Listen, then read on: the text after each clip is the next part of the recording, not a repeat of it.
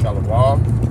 First and foremost, I want to start off by giving all praise, honor, and glory to Yahweh, Ba'Shem, Yahushai, Ba'Shem, Hakodash, Yahweh being the Heavenly Father, meaning He is, He exists, He to be. Ba'in, Ha, the Shem, name, Yahushai, being the only God Son, meaning He delivered, He saves, Hakodash, Holy Spirit. Double honors to the Apostle of His great most never will. Peace, blessing, elect to Israel, Shalom, and above all. Back at it again with another lesson through the spirit of power of Yahweh, Ba'Shem, Shai. Lord willing, this video was edifying. Okay, and this is just an exhortation and admonishment. You don't have to speak on every thought. You know what I'm saying? You don't have to respond to every thought. Okay, and even sometimes you don't have to respond to every, word spoken unto you. Okay, and what I mean by that is with your energy. And I'm talking about the latter half of the latter statement that I made. Because sometimes people might say certain things to you, and it could possibly, they're trying to trigger you, they're trying to throw you off. Okay, but certain things is not worth your energy. You have to know, you have to pray to Yahweh Shemashah to give you the discernment to know what's worth a response and what's not, what's worth your energy and what's not, man. Because certain things are not worth your energy, man. Okay. And sometimes people might say things because they're moving off of emotions, and it happens in this flesh. Sometimes we move off of emotions, but you got to know to stay, resolved in your spirit, stay stoic-like, and learn to be disciplined over your emotions, over your tongue, over learn how to rule your spirit, because, and that's from within and without. Okay, you got to learn how to rule your spirit when it comes to dealing with other people, because sometimes other people are going to try you, and they're going to say certain things to try to throw you off or invoke you to act in a carnal way, all right, to say the least. And then you're going to have certain times where those demons and the flesh is going to play on your mind and try to weigh down on your spirit and get you to move carnally, man. So you got to know how to rule your spirit within and without, man, and you pray to the Lord to give you that strength. But really, I wanted to more so hit the angle of you don't have to speak on every thought, because sometimes you get those thoughts in your mind and you be like, the fuck, what? Like, man, that's not me. Nah, that ain't me. That ain't me. That's an external force trying to make me feel that way. And sometimes you might even think it's you. You might really think like, damn, do I really feel that way? But you got to know, if it doesn't line up with the scriptures, dead that thought. Now, of course, we're in the flesh. Sometimes we're going to make mistakes, of course, but for the most part, man, we want to make sure that when it comes to the balance of Yahweh Shemashai, that, that the Lord, of course, our righteousness as filthy rags, but we want the Lord to wear our works in the balance, and we don't want to be found wanting, man. We want to be found on point in the spirit, and a part of being on point is the spirit is knowing how to discipline your thoughts. And I think there's a Stoic quote where it says a true sign of intelligence is basically not entertaining every thought, roughly paraphrasing. Okay, so certain thoughts are just not worth entertaining. Okay, and especially when it's folly, man. Especially when it's folly. So you don't have to speak on every thought either, just because you're in the midst of brethren and brothers chopping it up. So that's when demons like to play with you, man. Okay, that's when demons like to throw certain thoughts in your mind, or make you trying to feel a certain way towards a brother, or make you want to have an opinion or whatever. But you just gotta weigh things out in a balance. Like, man, is this edifying? Is this through the spirit? Am I forcing the course? You got to go down the spiritual checklist, man. Okay, am I doing too much? And you also got to know how to read the room, spiritually speaking, socially speaking. All right, you got to know how to read the room, man. You got to know when to speak up. You got to know when to just fall back, man. It's all through the spirit, It's all balanced. Like Scripture says, Ecclesiasticus 3:7, a time to speak and a time to keep silence, man. And you have to pray to Yahweh Shemashah to give you the discernment for these things, because sometimes you might misjudge a situation. Now, everything's through the spirit, of course, but you want to make sure that you're offending less, man. And our thoughts, our tongue, can get us into a lot of trouble. This is Sirach, Ecclesiasticus 21:26. It says, the heart of fools is in their mouth, but the mouth of the wise is in their heart, man. That's right. So fools A fool's heart is in his mouth. Everything that this man or woman or whoever, everything that comes to their mind, they just blurt it out.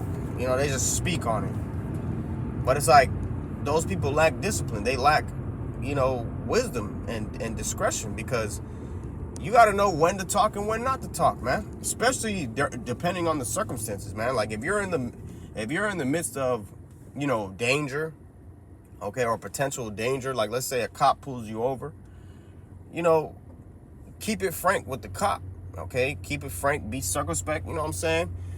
Perfect example, you know, I had a little circumstance today where my tire popped, and I was switching out my tire, but I was in an affluent area, so, you know, they see a Jake in an affluent area posted there for a little bit because my tire was popped. You know, they eventually, you know, somebody gonna call the authorities, for lack of better words, right? So the cop pulled up on me. He was like, "Everything all right?" I'm like, "Yep." You know, but by the time he came to Wadi Abashmashai, everything was taken care of for that particular moment. You know, I had the spare tire on. You know, I was just packing my stuff up, getting ready to leave. So the cop came when I was getting ready to leave, and a part of me wanted to play around and be like, "Where were you 30 minutes ago?" You know what I'm saying? Just like joking around with him. But the spirit was like, "Nope, don't say nothing. Just say, you know, yep, everything's fine. Appreciate it. Thank you. Be and have him be on his way." Like I should say, keep thee far from the man that hath the power to kill. And let me get that, man. Let me get that. Because even though I didn't really mean to talk about this, but it's still through the spirit, all right? Because you got to know how to move with discretion, man. And that all comes from Yahweh Shemashai giving you the wisdom. It's not of my own self. It's not of our own selves. It's from Yahweh Shemashai. Okay? And that point must be established, because I don't want anybody to think anything otherwise. Sirach, Ecclesiasticus 9:13. Keep thee far from the man that hath the power to kill. So shalt thou not doubt the fear of death. And if thou come unto him, make no fault, lest he take away thy life presently. Remember that thou goest in the midst of snares, and that thou walkest upon the battlements of the city. That's right. And he wasn't even a Jake cop. He was an Edomite cop. So it's like, damn, and now don't get me wrong, can Jake cops be more grimy than Edomite cops sometimes? Of course, but it's like, with, you know, certain things with Jake, you know, you can get away with Jake more than you could get away with Esau. All right, for lack of better words, you know.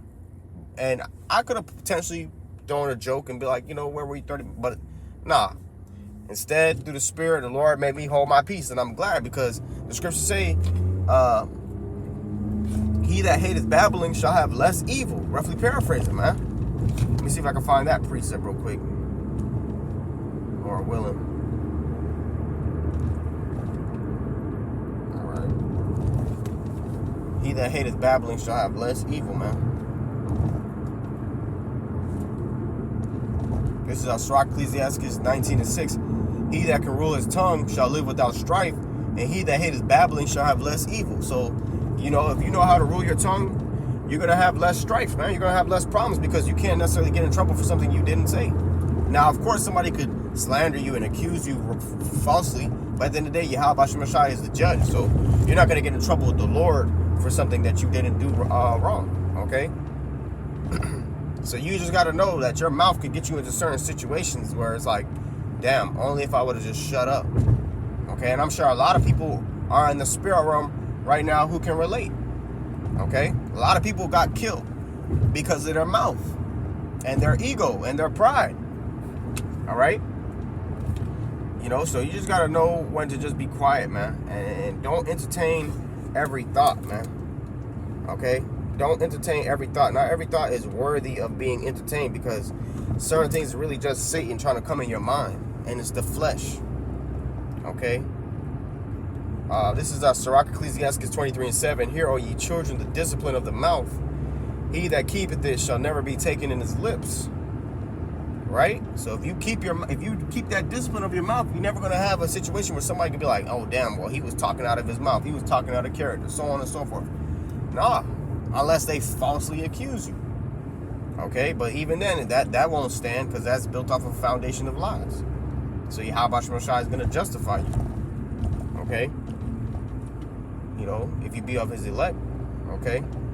Sirach, Ecclesiasticus 23:8. The sinner shall be left in his foolishness, both the evil speaker and the proud shall fall thereby. That's right. So if you're speaking evil, if you're speaking proudly, that can bring destruction upon you, man. You know? You got to make sure that you're moving circumspectly when it comes to saying things out your mouth, man, because the power of the tongue is a real thing. Okay? And it's a simple exercise that they did. There was a little experiment they did where they had a cup of water and it was like rice in the cup, if I'm not mistaken. And one cup they spoke positive words, and the other cup they spoke negative words. And the cup that they spoke negative words to, the rice and the water became moldy. It deteriorated a lot quicker than the positive words being spoken. So that's real stuff. The tongue really does have vibrations. The scriptures speak about in Ezra as the image of a voice. You know, our voices have vibrations just because we can't necessarily see it, but it can be felt, and the Lord can see that.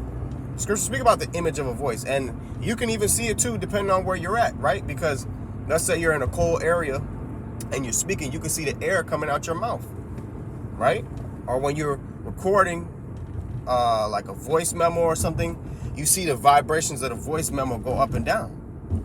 You see? So words do have vibrations to it, man. That's why you got to be careful what you say. You got to be careful when you say it, okay? Those are both two factors that you must be mindful of, man, because timing is everything.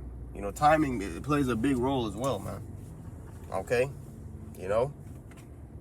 But, I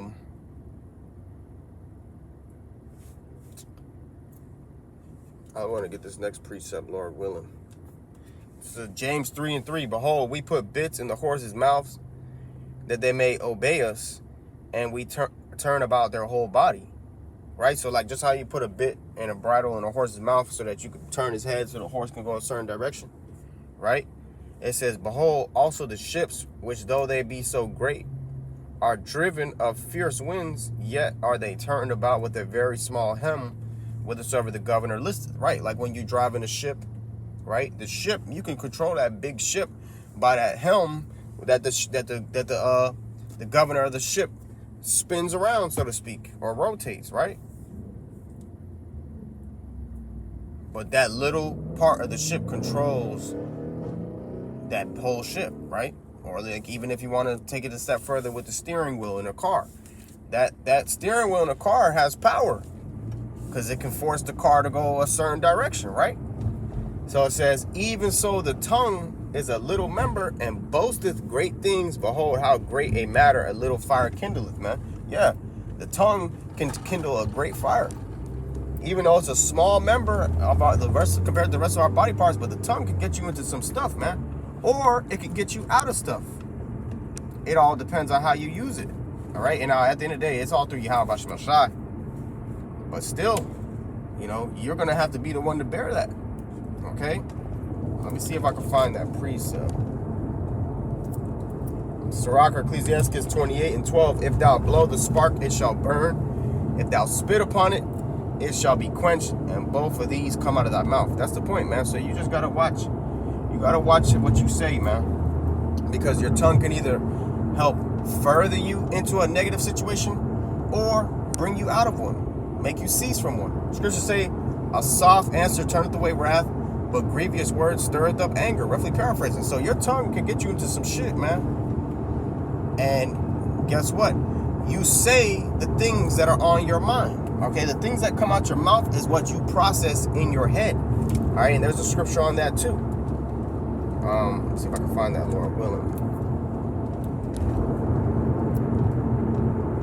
I think Yahweh Shai said that. You know.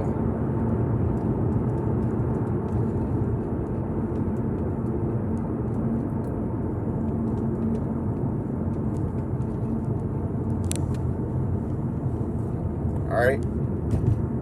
Matthew 12:34.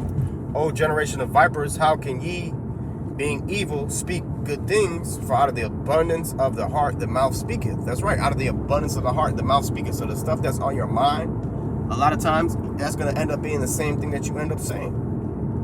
Luke 6:45. A good man out of the good treasure of his heart bringeth forth that which is good, and an evil man out of the evil treasure of his heart bringeth forth that which is evil.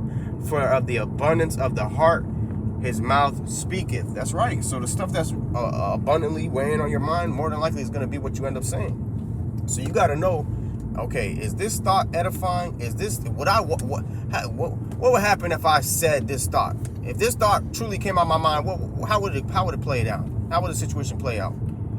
Is it going to be a favorable situation, or is it going to get me into some trouble? You got to weigh the balance, man. You got to literally think before you speak, man. You really have to think before you speak. The scriptures say, give patience, when you have, basically to have patience when you give an answer, because you can't just be quick to say anything, man, especially like when you're amongst the body, especially when you're at camp, especially when you're dealing with certain people that are in positions of authority.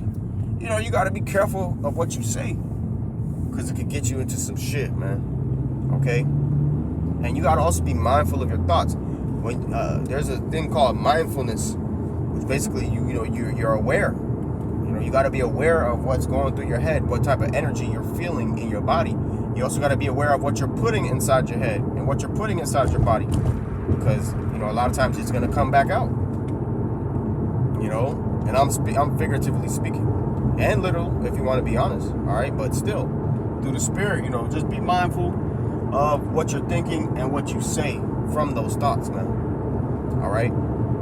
And if you're not sure about something, then that's a different story, but just be mindful that you just don't blurt anything out, man. Don't be rash with your mouth. Scripture speak about not being rash with your mouth, man. But I believe the point has been made.